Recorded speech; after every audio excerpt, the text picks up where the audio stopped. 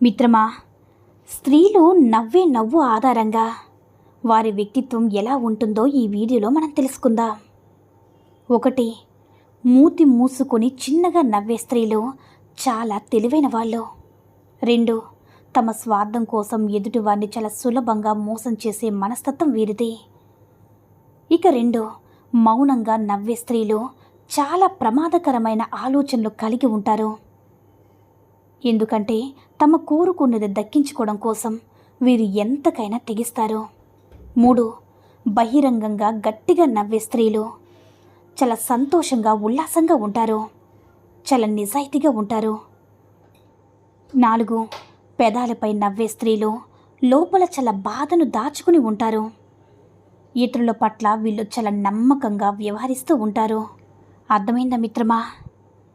జీవితంలో గొప్పగా ఎదగాలంటే గెలిచినవాడు నడిచిన బాటను చూపి అటుగా నడవమని జనం నీకు చెప్పే రోజు నుంచి నువ్వు నడిచిన బాటలో నడిస్తే గెలుస్తావని జనాలు చెప్పుకునేలా చేయడం మిత్రమా, అదే నిజమైన గెలుపు.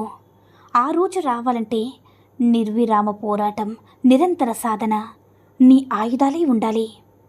సంతోషం నేర్పలేని ఎన్నో విషయాలు కన్నీళ్లు నేర్పిస్తాయి మిత్రమా. గెలుపు నేర్పలేని ఎన్నో పాఠాలు ఓటమి నేర్పిస్తుంది మిత్రమా. స్నేహం నేర్పలేని ఎన్నో జాగ్రత్తలు మోసం నీకు నేర్పిస్తుంది.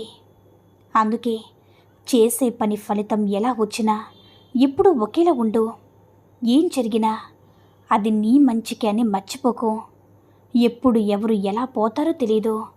మరెందుకు మిత్రమా రోజు నిన్ను నువ్వు చంపుకొని నచ్చినట్టు బ్రతుకు. ఎవరు పోషిస్తారనే సాకులు చెప్పొద్దు. నచ్చిన అమ్మాయి కోసం ప్రాణాలే వదిలేసేంత ధైర్యం ఉన్న నువ్వు నీకు నచ్చినట్టు బ్రతకడం కోసం ఆర్థిక ఇబ్బందులతో పోరాడలేవా మిత్రమా? నిన్ను ఇష్టపడే వారి కోసం నువ్వు మారితే అది నీ ప్రేమ. నువ్వు ఇష్టపడే వారికి తగినట్టుగా నువ్వు మారితే అది నీ అమాయకత్వం. ఎందుకంటే అలాంటి వారి కోసం నువ్వు ఎంత మారినా నీలో తప్పులు తప్ప వారికి ఇంకేమీ కనిపించవు మిత్రమా. పైగా వారికి అలసైపోతావు. కాబట్టి మారడం తప్పు కాదు. ఎవరి కోసం మారాలనుకుంటున్నావో ఒక్కసారి ఆలోచించుకో. జీవితం అంటే సిద్ధాంతాలా, భావోద్వేగాలా అనే ప్రశ్న వస్తే సమాధానం ఖచ్చితంగా భావోద్వేగమే అవుతుంది. చరిత్రలో ఒక వెలుగు వెలిగిన ఎన్నో సిద్ధాంతాలు ఏదో ఓ భావోద్వేగం నుంచి పుట్టుకొచ్చినవే మిత్రమా. నీకు కడదాకా జ్ఞాపకాలు నింపేవి కూడా ఈ భావోద్వేగాలే. అందుకే ఎలాంటి ఎమోషన్కి విలువనివ్వు. నీ ఎమోషన్కి చంపుకోకు. విలువ లేని చోట ఉంటున్నావంటే దాని అర్థం గతిలేక కాదు మిత్రమా. విలువ తీస్తున్న చోట నడుస్తున్నావంటే దాని అర్థం చేతకానితనం కాదు. ఆత్మనిబ్బరం ఉన్నవాడు ఆచి తూచి అరుగులేస్తాడు. ఎప్పటికైనా సమయం తిరిగి నీకై వచ్చి తీరుతుంది మిత్రమా. అప్పుడు నువ్వు తీసుకునే నిర్ణయం నీ విలువను చెప్పకనే చెప్తుంది. జీవితం చాలా చిన్నది. సంపాదనే వేటలో పడ్డాక మనిషి ఓ యంత్రంలా మారిపోతాడు. అప్పుడు సంవత్సరాలు రోజులుగా, రోజులు నిమిషాలుగా, నిమిషాలు క్షణాలుగా గడిచిపోతాయి మిత్రమా. సంతోషంగా ఎలా గడపాలో ఆలోచించకుండా పగలు ప్రతీకారాలంటూ మిగిలిన ఆ విలువైన సమయాన్ని కూడా ఎదుటి వాళ్ళ గురించి ఆలోచించి వృధా చేసుకోకు. ఉద్యోగంలో పనిభారం పెరిగి కష్టంగా అనిపిస్తుందా మిత్రమా? జీవితంలో ఎలా అయినా సరే పైకి రావాలనే కోరిక, నేర్చుకోవాలన్న తపన, ఆసక్తి ఉన్నవారికి ఎంత కష్టమైన పనైనా తర్వాత సులువుగానే అనిపిస్తుంది మిత్రమా. అయినా సులువైన పనిని పూర్తి చేయడానికి నువ్వెందుకు? నీ స్థానంలో వేరెవరైనా చేస్తారు కదా. కష్ట సమయంలోనే కదా నీ టాలెంట్ ఏంటో, నీ పనితనమేంటో నీతో పాటు నలుగురికి తెలిసేది. కాబట్టి ఒక్కసారి ఆలోచించు మిత్రమా. అర్థమైందనుకుంటా. మిత్రమా, ఎప్పుడైతే ఒక వ్యక్తిని నమ్మడం మొదలు పెడతావో అప్పుడే నువ్వు మోసపోయావో అని అర్థం. ఇక్కడ మన అనుకోవడానికి 100% అవకాశం లేకుండా పోయింది ఈ లోకంలో.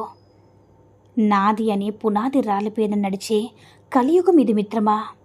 అలాంటి చోట నువ్వు ఆశలు పెట్టుకుంటే ఆవిరైపోతావు. కష్టం, నష్టం ఈ 2 నిర్ణయాలు నీ వల్లే నీకు రావాలి తప్ప ఎవరినో నమ్మడం వల్ల వాడితో అడుగులు వేయడం వల్ల రాకూడదని గుర్తుపెట్టుకో మిత్రమా. మనిషి మొత్తాన్ని కంట్రోల్లో పెట్టుకునే మెదడు 1300 గ్రాముల బరువు మాత్రమే ఉంటుందట. కానీ అది దాదాపు రోజుకి 4000 ఆలోచనలు పుట్టిస్తుంది మిత్రమా. అందులో 90% తర్వాత రోజుకి ఆవిరైపోతాయి, అంటే మర్చిపోతాము. కానీ కొన్ని మాత్రం నమ్మకాలుగా మారి నీడై మనిషిని అనుసరిస్తాయి మిత్రమా. ఒక్కోసారి ఆ నీడ నిజమై మనిషిని ముందుకు కూడా నడిపిస్తుంది. మిత్రమా, ఒకటి చెప్తాను, బాగా గుర్తుపెట్టుకో. ఓడిపోయానని ఎప్పటికీ బాధపడకో. ఓటమి నిన్ను గెలుపు వైపే నడిపిస్తుంది. ఎప్పుడు కూడా నీకు ఎదురయ్యే ప్రతి ఓటమిని గర్వంగా చిరునవ్వుతో పలకరించి మిత్రమా. ఓటమి నుంచి పాఠాలు నేర్చుకుని ఓర్పుతో ఉన్నత శిఖరాలకు చేరుకున్న తర్వాత నిన్ను నువ్వు అద్దంలో చూసుకున్నప్పుడు నీ కళ్ళలో కన్నీళ్లు ప్రవహిస్తాయి మిత్రమా. నీ గెలుపు భీకర గర్జనలాగా ప్రతి మూల ధ్వనిస్తుంది. కాబట్టి ఓటమీదునైనప్పుడు అక్కడే ఆగిపోకుండా ఎగసి పడుతున్న కెరటంలా ముందుకు దూసుకుపో.